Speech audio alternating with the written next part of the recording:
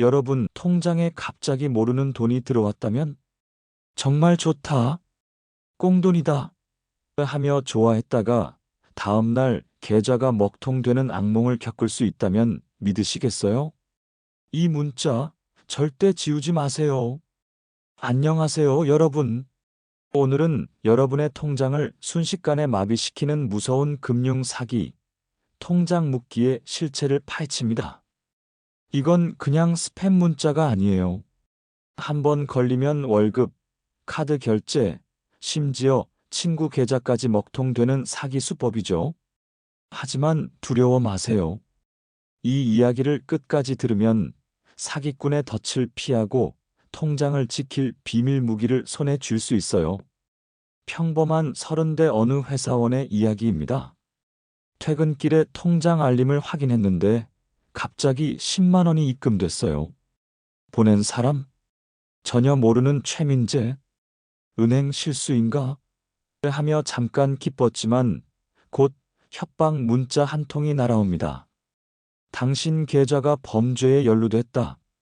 돈을 보내지 않으면 통장이 영구 정지된다.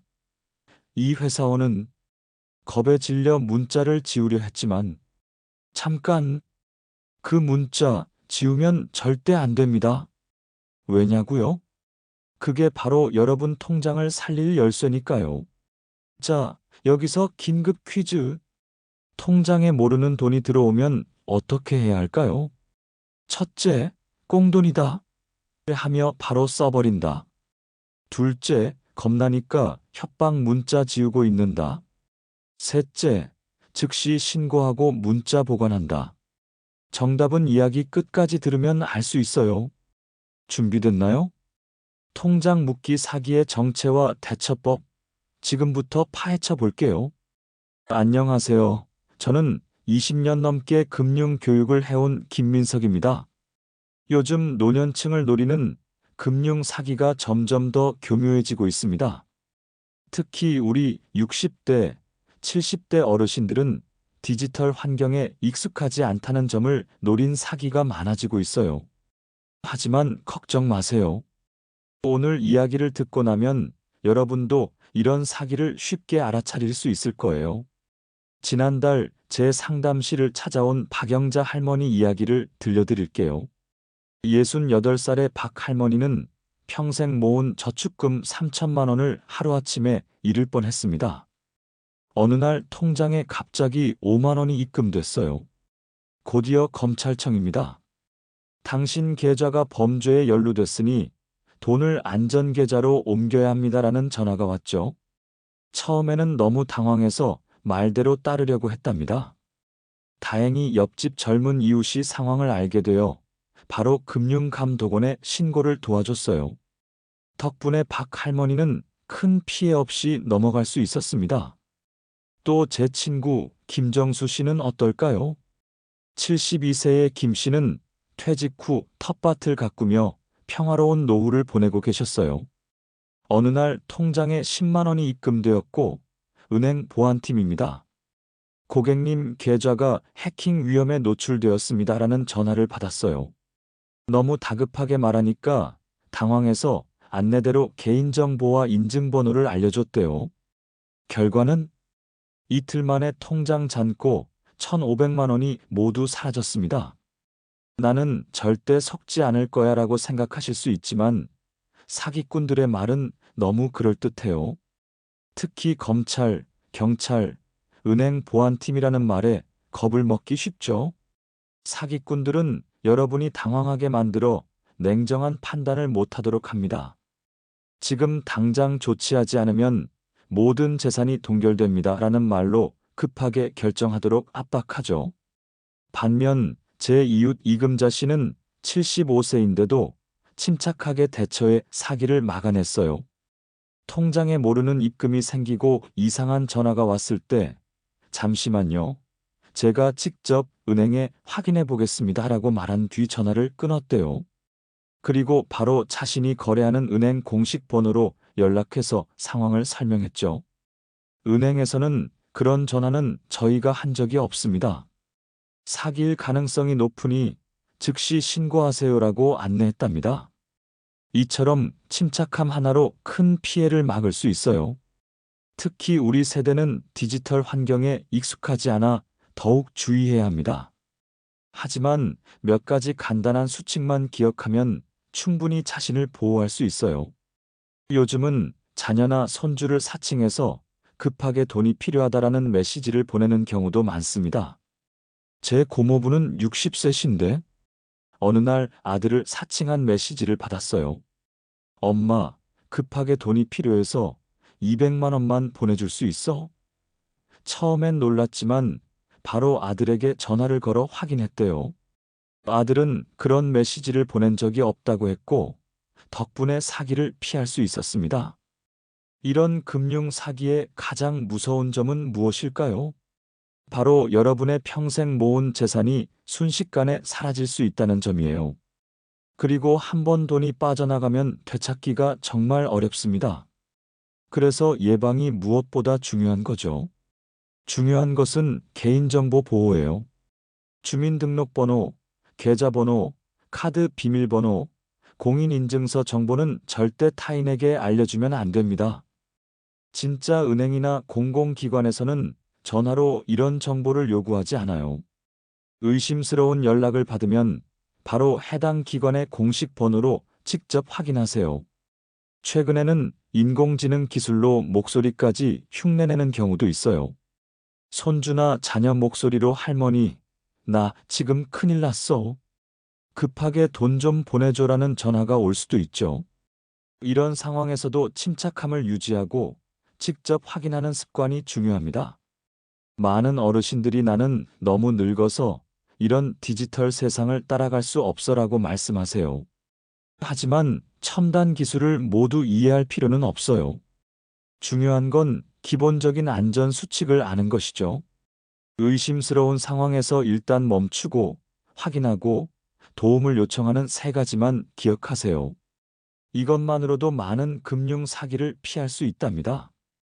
이 이야기를 통해 앞으로 우리가 어떻게 금융 사기를 예방하고 대처할 수 있는지 자세히 알아볼 거예요.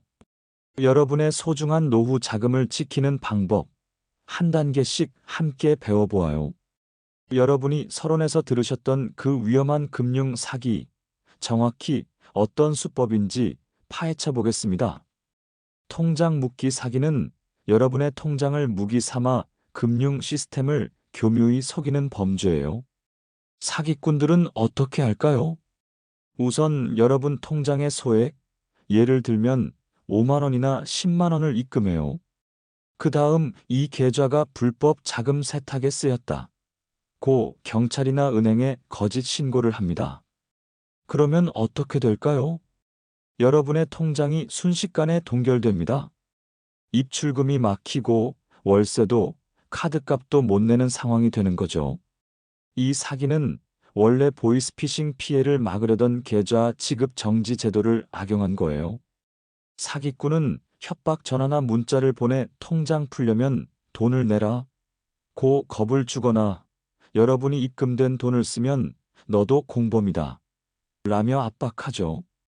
이게 얼마나 치밀한 함정인지 아시겠죠? 내가 뭘 잘못했는데? 하실 거예요. 맞아요. 여러분은 아무 잘못 없어요. 하지만 사기꾼의 덫에 걸리면 통장 해제를 위해 서류 더미와 씨름하며 몇 주, 심하면 몇 달을 고생해야 해요. 시간, 돈, 스트레스 전부 날아가는 거죠. 이제 실제로 이 사기에 당한 사람들의 이야기를 들어볼게요. 민수는 45살의 프리랜서 디자이너였어요. 어느 날 통장에 20만 원이 입금됐는데 보낸 사람은 김영미라는 낯선 이름이었죠. 은행 착오겠지 하며 민수는 그 돈으로 친구에게 밥을 샀어요. 이게 두 번째 큰 실수였습니다. 며칠 뒤 민수의 통장과 친구의 통장이 동시에 정지됐어요. 사기꾼이 민수의 계좌를 범죄 신고했고 민수가 돈을 쓴 게 공범으로 오해받은 거예요. 민수는 억울했지만 소명 과정에서 친구와도 서먹해졌죠. 모르는 돈을 써서 민수 자신뿐만 아니라 친구까지 피해를 입힌 겁니다. 여기서 중요한 교훈이 있어요. 모르는 돈이 들어왔을 때는 절대로 그 돈을 사용하면 안 된다는 거예요. 은행에 바로 신고하고 그 돈에 손 떼지 말아야 합니다. 이런 일 남 얘기 같나요? 절대 그렇지 않아요. 최근 몇 년간 통장 묶기 피해 신고는 수천 건을 넘었어요. 20대 대학생부터 60대 은퇴자까지 누구나 표적이 될 수 있습니다. 특히 디지털 금융에 익숙하지 않은 우리 노년층은 더 주의해야 해요. 왜 통장 묶기 사기의 피해가 이렇게 심각할까요? 계좌가 정지되면 일상생활이 완전히 마비되기 때문이에요. 월세, 공과금, 심지어 커피 한 잔도 못 사는 상황이 올 수 있죠. 게다가 계좌 해제를 위해선 은행과 경찰에 복잡한 소명 자료를 제출해야 해요. 또 다른 문제점은 은행이 소송 위험을 피하려고 보수적으로 대응한다는 거예요. 법 개정으로 정지된 계좌에서도 일부 거래가 가능해졌지만 현실은 어떨까요? 은행은 안전 제일이라며 계좌를 계속 묶어둘 때가 많아요. 피해자는 시간, 돈, 그리고 정신적 에너지를 쏟아야 하죠. 사기꾼은 또 다른 계좌를 노리며 멀쩡히 돌아다니는데 왜 피해자인 우리가 고생해야 하나요? 이게 말이 되나요? 하지만 현실은 그렇습니다. 그러니 우리가 미리 방어하는 게 중요해요. 자, 이제 사기꾼을 물리칠 5가지 비밀 무기를 공개합니다. 꼭 기억하세요. 첫째, 모르는 돈. 절대 건드리지 마세요. 둘째, 협박 문자. 절대 지우지 마세요. 이런 증거는 나중에 통장 해제를 요청할 때 아주 중요한 자료가 됩니다. 사기꾼들은 여러분이 겁에 질려 증거를 지우길 바랍니다. 그럼 나중에 여러분이 소명할 때 불리해지죠. 모든 협박 문자와 전화 내용을 잘 보관하세요. 스마트폰에서 스크린샷 찍는 법을 모르시면 자녀나 손주에게 물어보세요. 아니면 휴대폰 카메라로 메시지 화면을 찍어두는 것도 방법입니다. 셋째, 즉시 신고하세요. 금융기관에 전화해 입금 사실을 알리고 경찰에 사기 피해 예방 등록을 요청하세요. 빠를수록 피해가 줄어듭니다. 신고는 금융감독원 상담번호 148에 전화하시면 됩니다. 또는 가까운 은행 지점을 직접 방문해서 상담받는 것도 좋은 방법이에요. 신고할 때는 통장 묶기 사기가 의심됩니다라고 명확히 말씀하세요. 그러면 담당자가 적절한 부서로 연결해 줄 겁니다. 증거가 있다면 함께 제출하는 것이 좋아요. 넷째, 지인 송금은 절대 금물. 모르는 돈을 친구나 가족에게 보내면 그들의 통장까지 먹통될 수 있어요. 절대 송금하지 마세요. 앞서 말씀드린 민수 씨 사례를 기억하세요. 그는 모르는 돈으로 친구에게 밥을 샀다가 친구 계좌까지 묶여버렸죠. 여러분의 실수가 소중한 가족이나 친구에게 피해를 줄 수 있습니다. 이런 상황이 되면 관계까지 어려워질 수 있어요. 그러니 모르는 돈으로는 어떤 거래도 하지 마세요. 심지어 작은 금액의 커피 한 잔을 사는 것도 위험할 수 있어요. 다섯째, 소명 자료 철저히 준비하세요. 만약 계좌가 정지되면 협박 문자, 입금 내역, 통화 기록을 은행과 경찰에 제출하세요. 적극적으로 소명하면 해제 속도가 빨라져요. 소명 자료를 준비할 때는 시간 순서대로 정리하는 것이 좋아요. 언제 모르는 돈이 들어왔고, 언제 협박 전화가 왔으며, 어떤 조치를 취했는지 순서대로 정리해서 제출하세요. 이렇게 하면 은행과 경찰이 여러분의 상황을 더 쉽게 이해하고 빠르게 도움을 줄 수 있습니다. 지민이도 이런 방법으로 증거를 모아 은행에 제출했고, 결국 통장을 되찾았어요. 여러분도 할 수 있어요. 이제 한 가지 중요한 질문이 있을 것 같아요. 통장이 정지되면 생활은 어떻게 하나요? 통장이 묶여도 당황하지 마세요. 우선 가족이나 친척에게 임시로 도움을 청하는 것이 좋습니다. 또한 은행에 가서 임시 계좌 개설이 가능한지 문의해 보세요.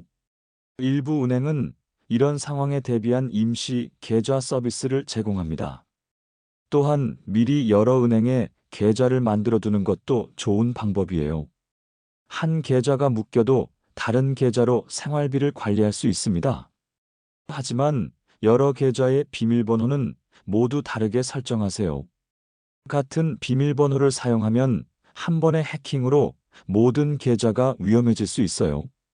또 하나 알아두실 점은 통장 묶기 사기는 시간이 지나면서 점점 더 교묘해지고 있다는 거예요. 예전에는 단순히 모르는 돈을 입금하고 협박하는 방식이었지만 요즘은 더 복잡한 방법을 쓰기도 합니다. 예를 들어 최근에는 온라인 쇼핑몰 환불을 사칭해서 돈을 입금하는 경우도 있어요. 고객님 주문하신 물건이 품절되어 환불해 드렸습니다라는 메시지와 함께 돈을 보내고 이후에 협박하는 방식이죠. 이런 경우에도 마찬가지로 모르는 돈이 입금되면 절대 사용하지 말고 즉시 신고하세요. 제 친구 박 씨 사례를 들려드릴게요. 66살인 박 씨는 인터넷 쇼핑을 자주 하는 편이었어요. 어느 날 통장에 12만 원이 입금되었고 주문하신 상품이 품절되어 환불했습니다라는 문자가 왔어요. 처음에는 아, 맞다. 지난번에 주문했던 거구나 라고 생각했죠. 하지만 곧 의문이 들었어요. 내가 언제 12만 원짜리 물건을 샀지? 박 씨는 의심이 들어 즉시 은행에 전화해서 상황을 설명했어요. 은행 직원은 이것이 새로운 형태의 통장 묶기 사기일 수 있다고 경고했죠. 덕분에 박 씨는 큰 피해 없이 넘어갈 수 있었어요. 이런 사례에서 배울 점은 항상 의심하고 확인하는 습관이 중요하다는 거예요. 또 하나 주의할 점은 사기꾼들이 종종 공공기관이나 대기업 이름을 도용한다는 거예요. 금융감독원, 국민은행, 검찰청과 같은 기관을 사칭하는 경우가 많아요. 이런 기관에서는 절대로 전화나 문자로 개인정보를 요구하지 않습니다. 의심스러운 연락이 오면 바로 해당 기관의 공식 번호로 직접 확인하세요. 우리 세대가 특히 주의해야 할 것은 디지털 기기에 대한 두려움 때문에 판단력이 흐려질 수 있다는 점이에요. 스마트폰으로 뭔가를 잘못했나? 하는 생각에 더 쉽게 속을 수 있죠. 하지만 기억하세요. 여러분이 잘못한 게 아니에요. 침착하게 대응하면 됩니다. 통장 묶기 사기를 예방하는 가장 좋은 방법은 평소에 금융 거래를 철저히 관리하는 거예요.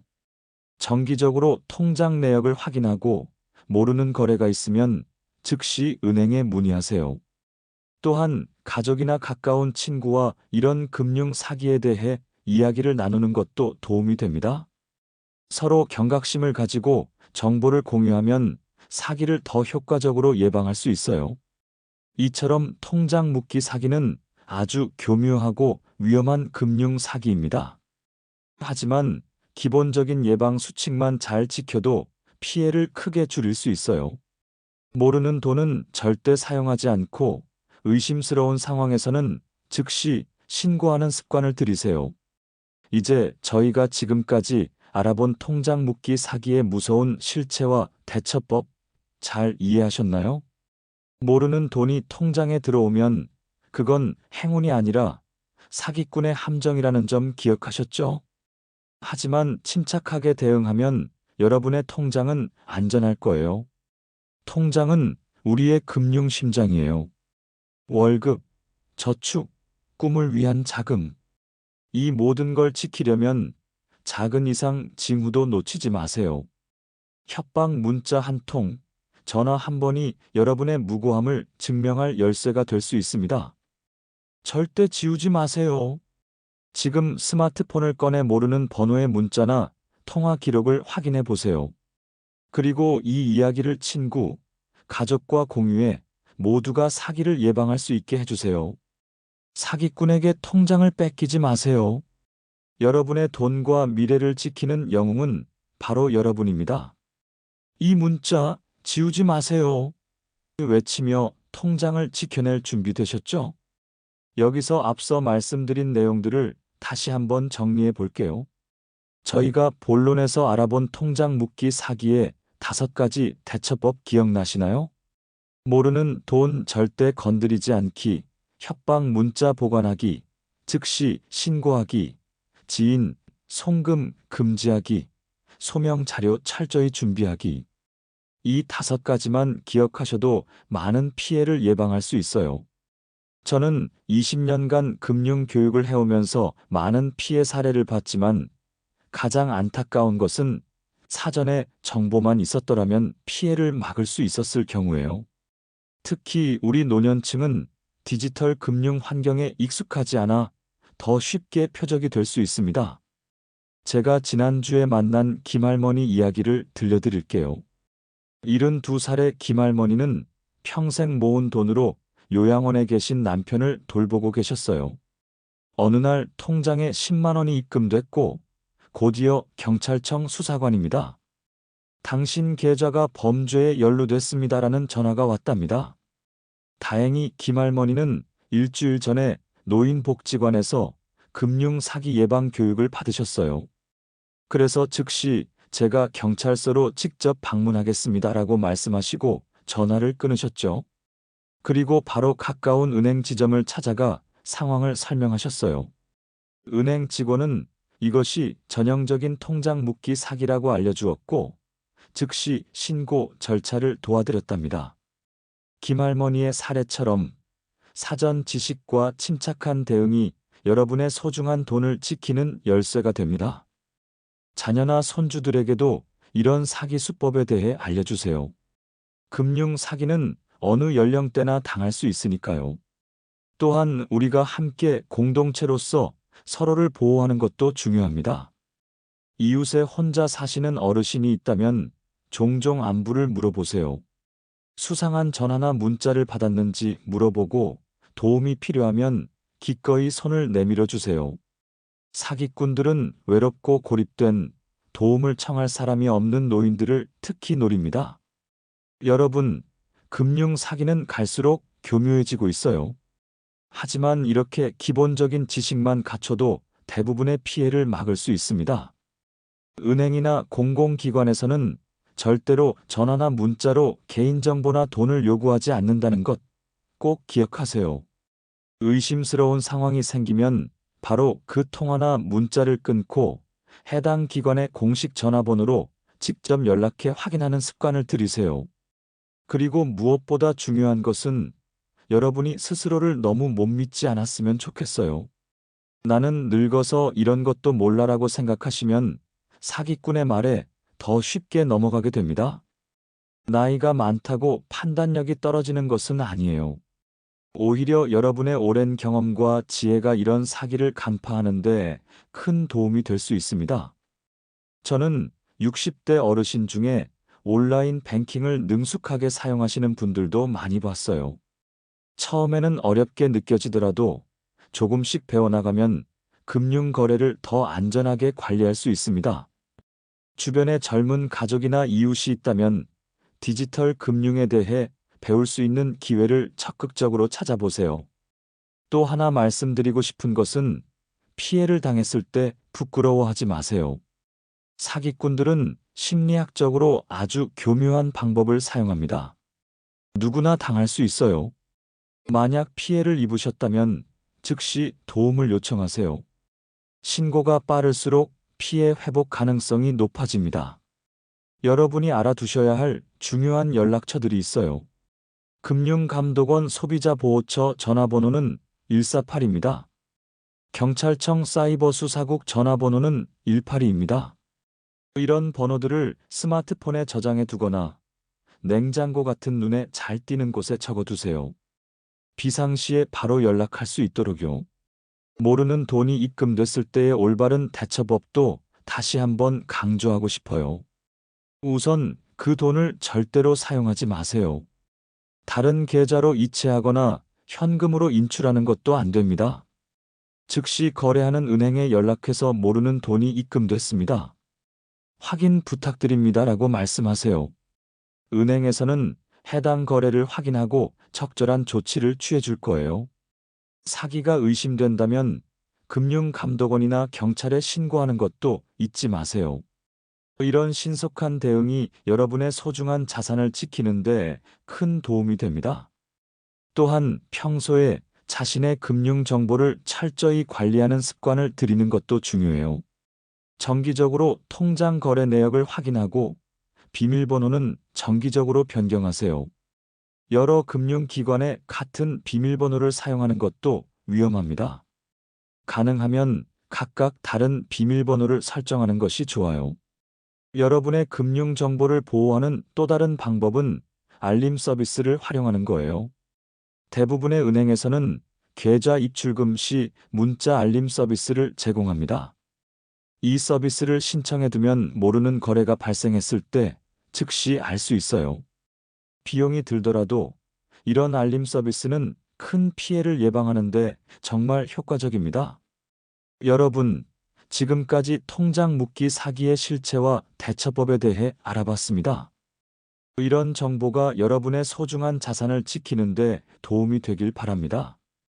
이 이야기가 마음에 드셨다면 주변 분들에게도 꼭 알려주세요. 특히 혼자 사시는 어르신들에게 이런 정보는 정말 소중할 거예요. 여러분의 금융 건강과 행복한 노후를 진심으로 응원합니다. 이 영상을 시청해 주셔서 감사합니다. 다음에 또 유익한 정보로 찾아뵙겠습니다. 오늘 이야기가 도움이 되셨다면 구독과 좋아요, 그리고 여러분의 경험이나 궁금한 점을 댓글로 남겨주세요. 여러분의 소중한 의견이 더 나은 콘텐츠를 만드는 데 큰 도움이 됩니다. 항상 건강하시고 행복한 하루 보내세요. 감사합니다.